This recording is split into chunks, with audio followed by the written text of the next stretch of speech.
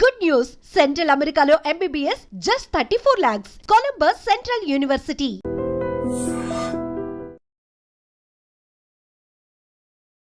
నమస్కారం గురుగారు. శ్రీమాత్రే నమః. శ్రీ గురుభ్యో నమః. గురుగారు, ప్రతి ఒక్కరు కూడా చెప్తూ ఉంటారు ఇంట్లో నిత్యం దీపారాధన చేస్తూ ఉండాలి అని చెప్పి. అసలు ఎందుకు చెయ్యాలి అనే విషయానికి వస్తే జనరల్గా అనుకుంటాం, మనం ఏదైనా కోరిక ఉంది, లేకపోతే ఏదైనా ఇబ్బంది ఉంది, అది తీరాలంటే చెయ్యాలి, అది కావాలంటే కోరిక తీరాలంటే చెయ్యాలి, ఉన్న ఇబ్బంది పోవాలంటే చెయ్యాలి. ఇదే తెలుసు అందరికీ. అసలు ఎందుకు చేయాలి నిత్య దీపారాధన? మీరు అడిగిన ప్రశ్నలో మంచి సమాధానం ఉంది. కోరికలు తీరాలంటే దీపారాధన చేయాలంటున్నారు కదా. అసలు కోరుకోవాల్సిన అవసరం లేకుండా ఉండాలంటే దీపారాధన చేయాలంట. ఓ, అంటే అన్నీ కలగాలి. కోరుకునే అవకాశమే ఇవ్వడు భగవంతుడు. ఓకే, అలా చేస్తే దీపారాధన నిత్యం చేయాలి. ఇక్కడ నిత్యం హోమాలు ఏమైనా చేయగలుగుతామా మనం? లేదు. యాగాలు చేయగలుగుతామా? లేదు. కొన్ని బ్రాహ్మణ గృహాల్లో తప్పనిసరిగా ఇప్పటికీ నిత్యాగ్నిహోత్రం చేస్తున్న వాళ్ళు ఉన్నారు. నిత్యం ఎలా కుంపట మీద వండింది మాత్రమే తింటారు. కుక్కర్స్, గ్యాస్ స్టవ్లు వాడరు. ఓకే. వంకాయ కూర చేయాలి, చక్కగా నిప్పుల మీద కాల్చుకొని దాన్ని పచ్చడి చేసుకుంటారు. అలాగే కాఫీ పొడి ఉంది, కాఫీ పొడి షాపుల్లో కొనుక్కొచ్చి చెయ్యరు. పచ్చి గింజలు కొనుక్కొచ్చుకొని ఎండబెట్టుకొని వాటిని వేయించి పొడి చేసుకొని కాఫీ ఫిల్టర్ చేసుకొని తాగేటువంటి వాళ్ళు ఇప్పటికీ ఉన్నారు. అలాగే నిలుచొని మంచినీళ్ళు తాగడం కానీ, నిలుచొని భోజనం చేయడం కానీ, ఏదైనా తినడం తాగడం ఏమీ చేయకుండా ప్రపంచంలో ఎక్కడున్నా సిగ్గుపడకుండా కింద కూర్చొని తాగేటువంటి వాళ్ళు, సేవించేటువంటి వాళ్ళు ఇప్పటికీ ఉన్నారు. అందుకని మన భారతదేశం కనీసం ఈ మాత్రం ధర్మపరంగా నడుస్తుంది. కొంతవరకు కుంటిపాతంతో నడుస్తున్నా కొంతవరకు బెటర్గా ఉంది. ప్రపంచం మొత్తానికి కూడాను మన హిందూ ధర్మం అనేది ఒక గొప్పది, అంటే మార్గదర్శకం. ఇలా చేస్తే కష్టాలు ఉండవని చెప్పడానికి కోసమే. అలా ఉండేవాళ్ళు చాలా మంది ఉన్నారు. మరి నిత్యాగ్నిహోత్రం అందరూ చేయగలుగుతారా? అందరూ చేయడం కష్టం కదా. మరి అగ్ని ఎవరి చేతుల్లో ఉంటుంది? ఇంట్లో ఆడవాళ్ళ చేతిలో వంట చేస్తారు కదా. మరి మగవాడు కదా ఇంటికి యాగం చేయవలసింది. హోమమైనా, యజ్ఞమైనా, యాగమైనా ఇంటి యజమాని చేయాలి. అందుకని దీపారాధన ఎలా చేయాలి అంటే, దీపారాధన చేయడానికి కావలసినటువంటి అన్ని సౌకర్యాలు ఇంటి ఆడవాళ్ళు సిద్ధం చేసి ఉంచితే మగవాళ్ళు దీపారాధన చేయాలి.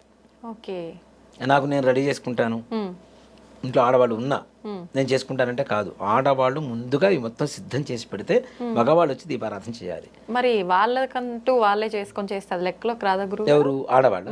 వాళ్ళే అన్ని సిద్ధం చేసుకొని పూజ. నిజంగా మాట చెప్పాలి అంటే అలా చేసుకోవడం అనేది, చేయడం అనేది ఇక్కడ భార్యాభర్త కలిసి చేస్తుంటారు యాగం అనేది. అవునా? భార్య ఆల్రెడీ దీంట్లో ఒక భాగం అయిపోయిందని చెప్పడం కోసమే సిద్ధం చేయమని చెబుతున్నాం. ఓకే. దీపారాధన ఎందుకు చేస్తాను? నిత్యం హోమం చేసేటువంటి అవకాశం లేదు కాబట్టి నిత్యాగ్నిహోత్రమే దీపారాధన. ఓకే. మగవాడు దీపారాధన వెలిగిస్తున్నాడు, దానికి కావలసిన సౌకర్యాలు మొత్తం ఆడవాళ్ళు చేస్తూ ఉంటే భార్యాభర్తలు కలిసి యాగం చేసినట్టా కాదా? అవును, అవును. ఇంట్లో రోజు హోమం జరుగుతుంటే ఇంట్లో ఏమైనా కష్టాలు ఉంటాయా? ఉండవు కదా. అందుకనే దీపారాధన నిత్యం చేయాలి.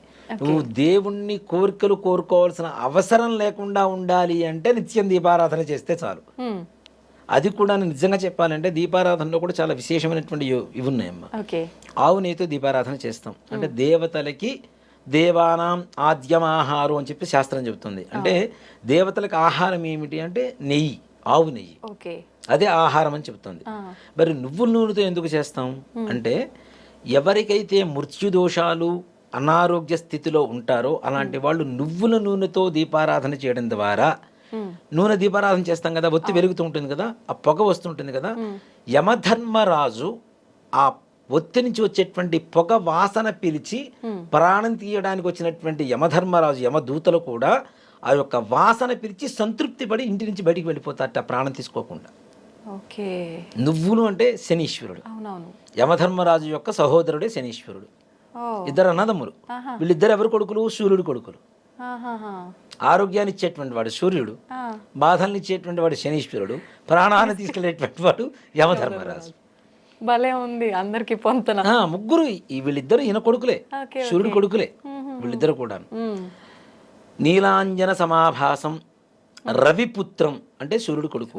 యమ అగ్రజం, యముడి కంటే పెద్దవాడు.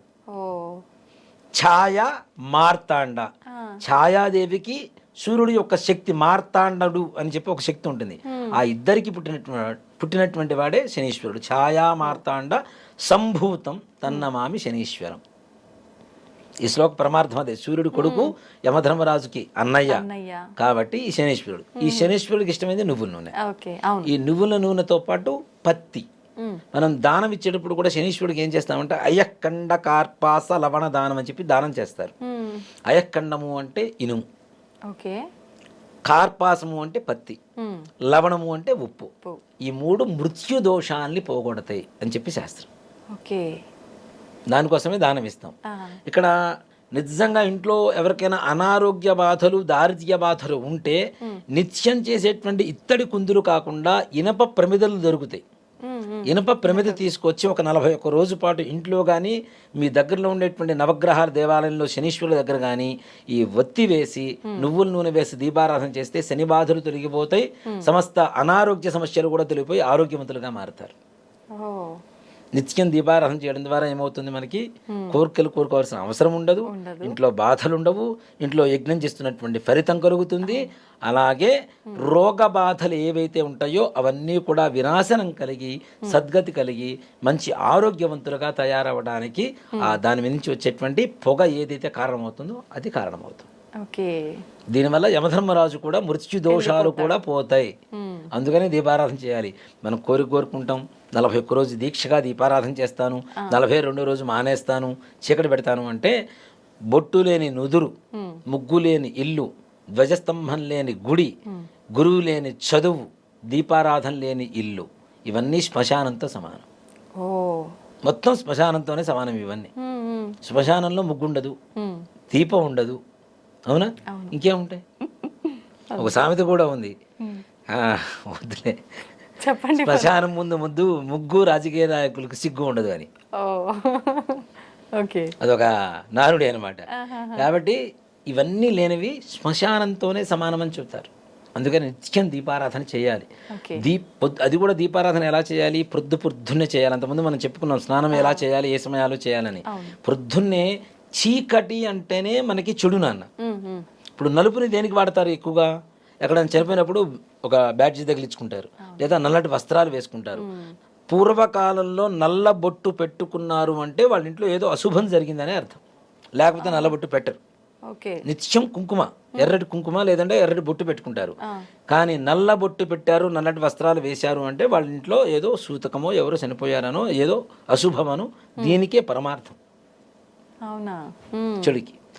అలాంటిది తెల్లవారుజాము 4 ఎలా ఉంటుంది? చీకటిగా ఉంటుంది. అంటే రాక్షస శక్తులు ప్రబలేటువంటి సమయం. అందుకని ఆ సమయంలో దీపారాధన చేస్తే దీపం నుంచి వచ్చేటువంటి వెలుతురు ద్వారా ఉండేటువంటి దుష్ట సంహారం జరిగిపోతుంది. క్రిమి కీటకాదుల రూపంలో కూడా మనల్ని దరి చేరడానికి అవకాశాలు ఉంటాయి కాబట్టి అవి కూడా దీపకాంతికి దూరం అయిపోతాయి. అలాగే సంధ్యా సమయంలో చేస్తాం. సాయంకాల సంధ్యాదీపం అంటాం. సంధ్యా సమయం కూడా అదే సమయం కదా, అంతా చీకటి వస్తూ ఉంటుంది.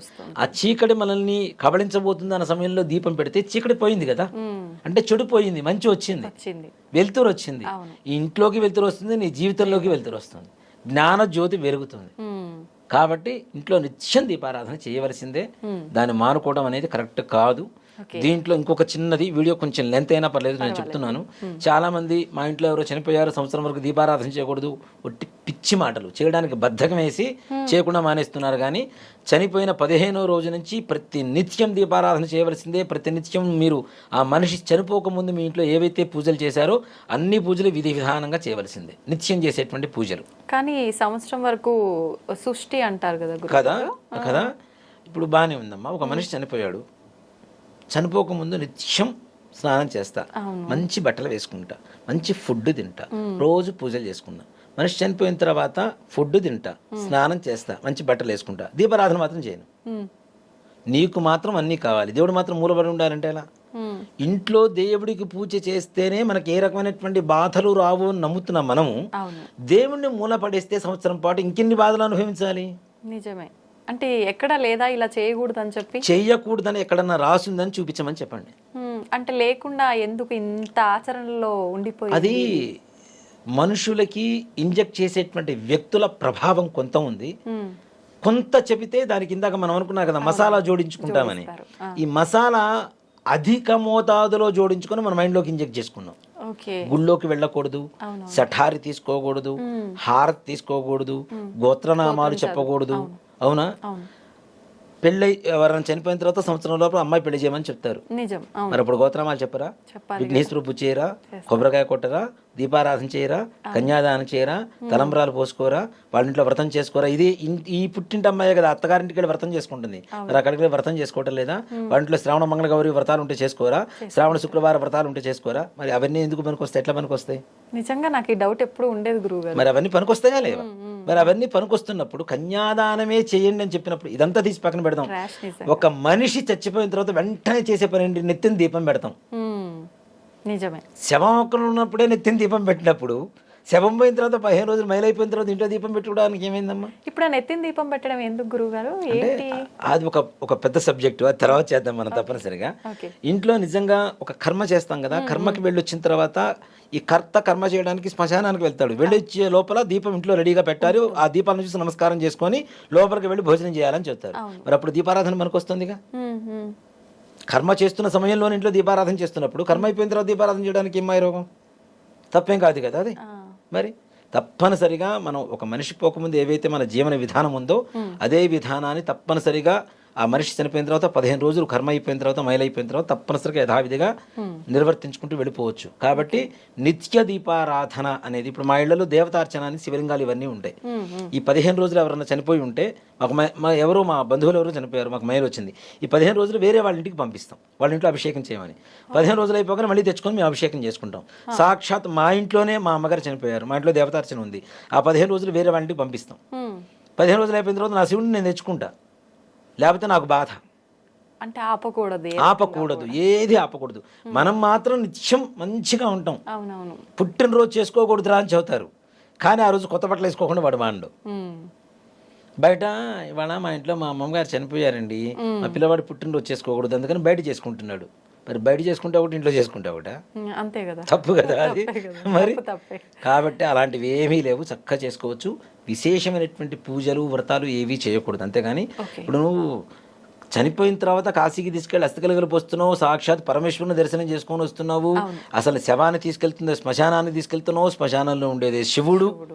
శ్మశానం నుంచి డైరెక్ట్ ఇంటికి రాకుండా శివాలయానికి ముందు స్నానం చేసి శివాలయానికి వెళ్ళి దర్శనం చేసుకుని ఇంటికి వస్తున్నావు, అది శివాలయం అవుతుంది.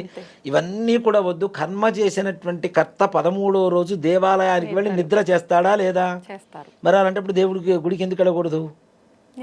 మరి ఎవరో ఏదో చెప్పారు, మనం నమ్మేసుకున్నాం, ఏదో ముక్కు మూసుకొని కళ్ళు మూసుకొని చేసుకుంటూ వెళ్ళిపోతున్నాం అంటే ధర్మం కాదు కదా అది. ధర్మాన్ని ధర్మంగా పాటిస్తేనే ధర్మంలాగా ఉంటుంది, ఆ ధర్మం మనల్ని కాపాడుతుంది. అది కానీ ఇది మార్చలేమేమో గురువు గారు. మారుస్తాను మన గ్యారంటీ. నేనైతే దానికి గట్టి సంకల్పం కంకణం కట్టుకొని తిరుగుతున్నా నేను, గట్టిగా మార్చాలి అంటే నిజం తెలియాలి జనాల్లోకి. ఇది మార్చాలి అంటే మనం ఏదో అభూత కల్పన చేయడం లేదు, అబద్ధం చెప్పడం లేదు, ఉన్నది సత్యం ఇది. నా దగ్గరికి ఎవరు వచ్చినా నేను గట్టిగా వాళ్ళతో పోట్లాడి మరీ చెప్తా, నువ్వు చేయి దీపారాధన, చేయకపోతే నీకు పాపం వస్తుంది, గ్యారంటీ నిజంగానే పాపం వస్తుంది. రోజు పిల్లవాడికి అన్నం పెడుతూ మన ఇంట్లో పిల్లవాడు ఎవరు చనిపోయారని చెప్పి 15 రోజులు అయిపోయిన తర్వాత అన్నం పెట్టకుండా మానేస్తామా? మరి ఇంట్లో దేవుడు కూడా మనవాడే కదా. ఇప్పుడు దేవుణ్ణి రా పోరా రారా అని చెప్పి పిలిచిన భక్తులు ఉన్నారు, అవునా? భక్త రామదాసు తీసుకుందాం. నీ అబ్బ సొమ్ము అనుకున్నావా, నీ అత్త సొమ్ము అనుకున్నావా, నీ మామ సొమ్ము అనుకున్నావా అని చెప్పి డైరెక్ట్ పిలుస్తూనే ఉన్నాడు ఆయన, అవునా? అంటే మనం ఓన్ చేసుకున్నాం కదా, మన సొంత ఇంట్లో మనిషిలాగానే మన ఓన్ పర్సన్, అవునా? మన కుటుంబంలో ఒక సభ్యులాగానే మనం ఓన్ చేసుకున్నాం. మరి ఓన్ చేసుకున్న ఒక సభ్యుడికి ఎవరో చనిపోయారని చెప్పి భోజనం పెట్టుకుంటే ఎట్లా ఉంటాం మరి ఇంట్లో? అంతే కదా, తప్పు కదా. గురుగారు, నిత్య దీపారాధన చేయాలి అని అంటే ఆడవాళ్ళలో ముఖ్యంగా వచ్చే సందేహం, డైలీ తలస్నానం చేసే పూజ చేయాలా? అక్కర్లేదమ్మా, ఆడవాళ్ళకి ఆ నియమం లేదు. నిజంగా ఒక మాట చెప్పాలంటే నిత్యం తలస్నానం చేసి దీపారాధన చేయాలి అంటే ముందు ఆరోగ్య సూత్రాలు పాటించాలి కదా. అది తుడుచుకోకుండా తడితడిగా ఉండి, ఇప్పుడు చాలా మంది మడి అని చెప్పి తడి బట్టలు కట్టుకొని తిరుగుతుంటారు. మడి అనేది ముఖ్యంగా మనసుకు సంబంధించింది. ఒక శ్లోకం ఉంది కదా, చిత్తశుద్ధి లేని శివ పూజలేల, ఆత్మశుద్ధి లేని ఆచారమదయేల, భాండశుద్ధి లేని పాకమదయేల, విశ్వదాభిరామ వినురవేమ. చిత్తశుద్ధి లేకుండా శివ పూజలు చేసినా, ఆత్మశుద్ధి లేకుండా ఆచారాలని చెప్పినా, నిన్న వండిన గిన్నెను కడగకుండా మళ్ళీ ఇవాళ అన్నం వండినా ఏవి ప్రయోజనం లేవు కదా. మరి చిత్తశుద్ధి ఉండాలి, ఆత్మశుద్ధి ఉండాలి, ఆ తర్వాతనే ఆచారాలు. కాబట్టి మనం దేవుడి దగ్గర పూజ చేస్తున్నాం, దానికి స్నానం రోజు తల స్నానం చేయాలంటే చేయాల్సిన అవసరం లేదు. ఓకే. అలా అలా నియమం అంటూ ఏమీ లేదు, ఎక్కడ కూడా లేదు. ఓకే. నిజంగా అసలు మీకు సాటి ఎవరు రారనే చెప్పాలి గురుగారు. నేనైతే అద్భుతంగా వివరించారు. ధన్యవాదాలు గురుగారు. శ్రీమాత్రే నమః. శ్రీ గురుభ్యో నమః.